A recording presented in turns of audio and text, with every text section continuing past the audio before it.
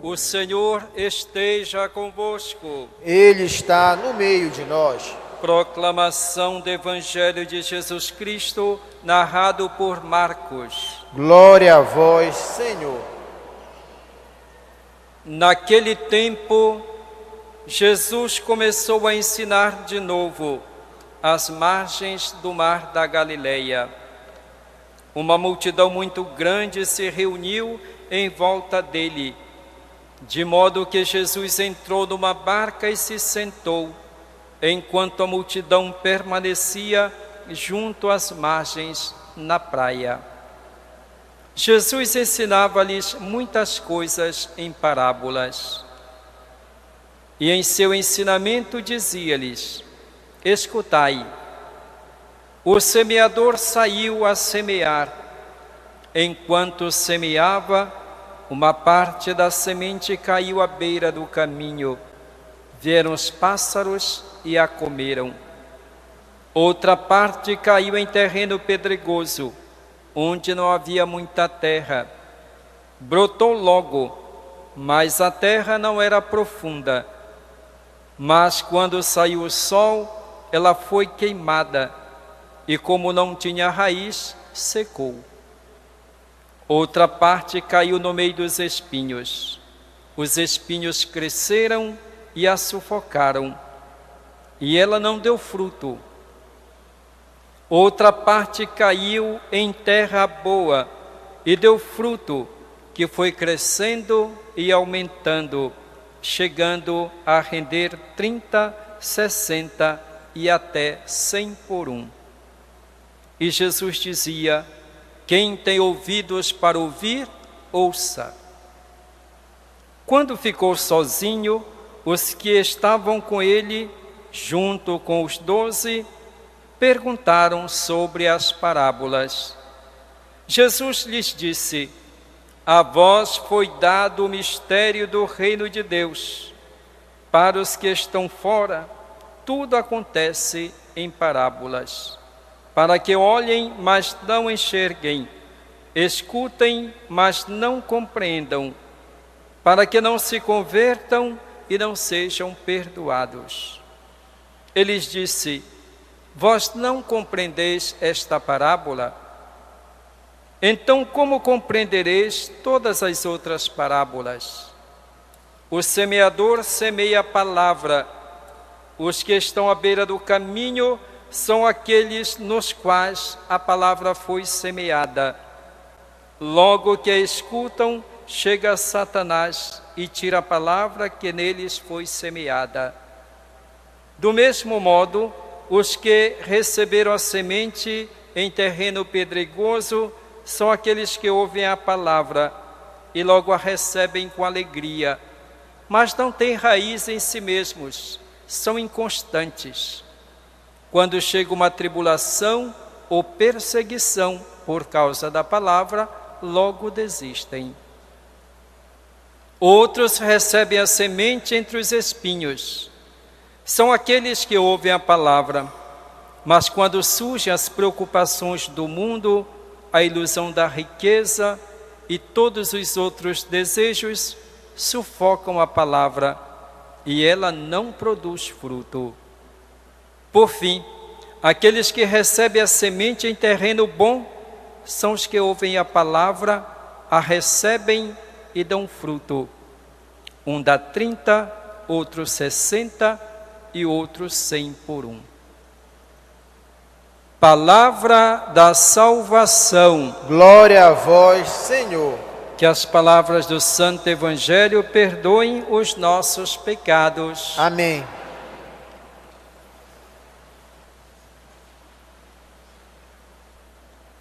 Hoje celebramos a memória de São Francisco de Sales.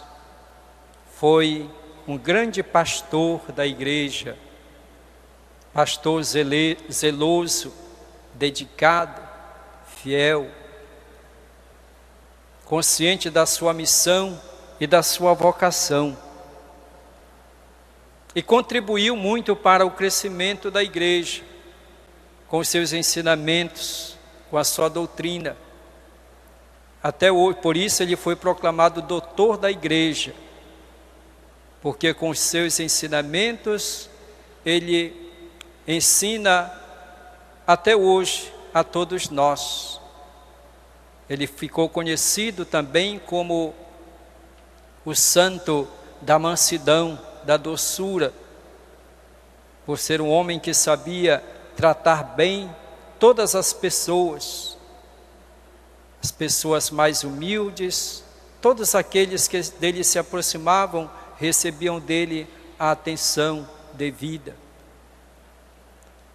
São Francisco de Sales é também padroeiro da nossa ordem religiosa, os Barnabitas, porque foi ele que pediu para a ordem religiosa nossa, que foi fundada na Itália, estava na Itália, e ele quis que fosse trabalhar nas escolas em Savoia, e depois a congregação foi para a França, para a Bélgica, onde floresceu, e de lá depois vieram os padres que chegaram até aqui, da Bélgica e da França, que trabalharam aqui em nosso meio.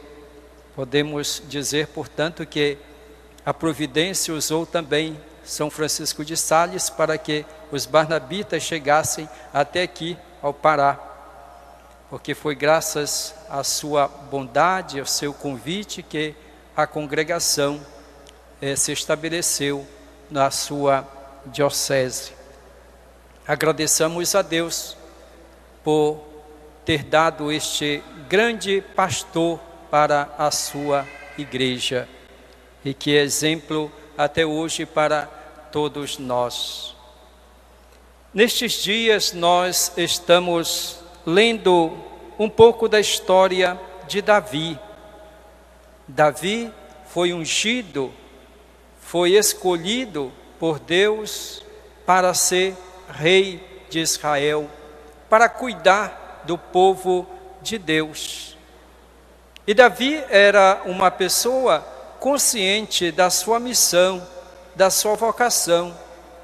Ele sabia que deveria conduzir o povo de Deus de acordo com a vontade do próprio Deus. Era um homem piedoso, que se alegrava, como nós vimos também nestes dias, quando a Arca da Aliança era conduzida, Davi ia à frente, dançando, festejando, alegrando-se pela presença de Deus no meio do seu povo. E Davi começou a pensar que ele estava habitando num palácio, numa casa bonita, numa casa confortável, enquanto que não havia uma casa para Deus, onde colocar a Arca da Aliança. E ele pensou então de construir uma casa digna da presença de Deus, digna de Deus. E foi conversar com o profeta Natã. Natã concordou, disse para Davi que era uma coisa boa que ele estava pensando em fazer. Mas depois Deus comunica ao profeta que não era isso que ele desejava, que ele nunca pediu uma casa, ele sempre morou nas tendas, no meio do seu povo. Por isso ele não queria que Davi lhe construísse uma casa. E relembra a Davi que tudo aquilo que ele recebeu foi dom de Deus. Foi Deus que o escolheu, foi Deus que o constituiu como o pastor do seu povo. Foi Deus que lhe deu uma casa, foi Deus que o fez vencedor nas batalhas, que o constituiu como chefe, e que Davi deve, portanto, se lembrar disso, que não é ele que vai construir uma casa para Deus, ao contrário, é Deus que vai lhe dar uma casa, uma descendência, uma dinastia, e que aquilo que ele deve fazer é buscar a fidelidade, desempenhar a sua função com responsabilidade, cuidar do povo de Deus como um verdadeiro pastor. E que Deus vai lhe dar um herdeiro, lhe dará uma casa estável, um reinado que durará para sempre. Portanto, Davi deve se preocupar em cuidar, em vivenciar a sua missão de cuidar deste povo de Deus. E Deus cuida dele. Lhe faz, portanto, esta promessa que o seu reino será estável para sempre. O que é que nós podemos, então, aprender deste fato? Nós, às vezes, queremos construir, fazer coisas boas, mas nós devemos nos perguntar se essa é a vontade de Deus. Às vezes nós temos uma reta intenção, aquilo que nós queremos fazer é uma coisa boa, mas nem sempre é isso que Deus pede de nós. Que nós não devemos nos preocupar, em primeiro lugar, com as construções, com as estruturas, mas nós devemos nos preocupar com as pessoas. E isso é uma lição para nós padres, que temos a responsabilidade de cuidar da igreja, de cuidar de uma paróquia. E às vezes nós temos muitos projetos voltados para o bem da igreja, para o bem das pessoas. Mas podemos, a um certo ponto, privilegiar justamente as construções, as estruturas, e nos esquecermos de cuidar das pessoas, de zelar pelo rebanho de Deus. Portanto, nós devemos estar atentos. Vocês, pais e mães de família, devem estar atentos também no cuidado dos filhos, no cuidado, no zelo pela família. Porque pode acontecer que os pais se preocupam muito em dar coisas para os filhos e não cuidar dos filhos. Podem dar muitas coisas, mas não dar a atenção, o carinho, a educação que os filhos necessitam. E às vezes eles pedem, vão buscar até em outros lugares aquilo que eles não recebem dos pais. Portanto, nós devemos estar atentos a isso. Jesus nos ensina através de parábolas. E hoje ele fala do semeador. O semeador que saiu para semear. E a semente caiu em diversos tipos de terreno. Terrenos que proporcionaram a semente brotar, crescer e frutificar, e outros terrenos que não deram essa condição para que a semente se desenvolvesse. E Jesus usa essa parábola para dizer que assim é o nosso coração. O nosso coração é um terreno onde a palavra é semeada. E essa palavra semeada em nosso coração, ela pode produzir frutos ou não. Depende da nossa disponibilidade. Depende da nossa capacidade de acolher essa palavra. Nosso coração pode ser como uma terra estéril, e essa palavra pode não produzir nada em nós. Nós que participamos da Eucaristia e ouvimos essa palavra, será que essa palavra está transformando o nosso coração? Santo Antônio Maria Zacarias dizia que todas as vezes que nós saíssemos da celebração da Eucaristia, deveríamos ser melhores do que quando nós entramos. Mas será que isso acontece com cada um de nós? Devemos nos perguntar. Às vezes nós viemos à igreja e não estamos atentos a ouvir bem a palavra. Então a primeira coisa é atenção, escutar esta palavra. Nos dias de hoje acontece muitas vezes que as pessoas estão na igreja, mas estão com o celular na mão, com a atenção voltada para o celular. Algumas vezes eu estava sentado no confessionário e olhava, enquanto o padre estava falando, as pessoas estavam com a mão no celular. A atenção não está voltada para a palavra, nem para aquilo que o padre está dizendo. Não se deveria pedir às pessoas para desligar o celular quando entram na igreja. Não deveria ser necessário, porque quando nós vemos a igreja, nós vemos para rezar, nós vemos para ouvir a palavra. Devemos voltar a nossa atenção, nosso coração para Deus. Eu digo, quem vem à igreja com o celular ligado, é falta de fé, não tem fé. Existem, claro, pessoas que trabalham como médicos ou algumas profissões que exigem que esteja com o celular ligado, porque a qualquer momento pode ser chamado para uma emergência. Aquelas pessoas que cuidam da vida e a profissão exige, tudo bem, mas quem não tem essa necessidade deve estar atento à palavra.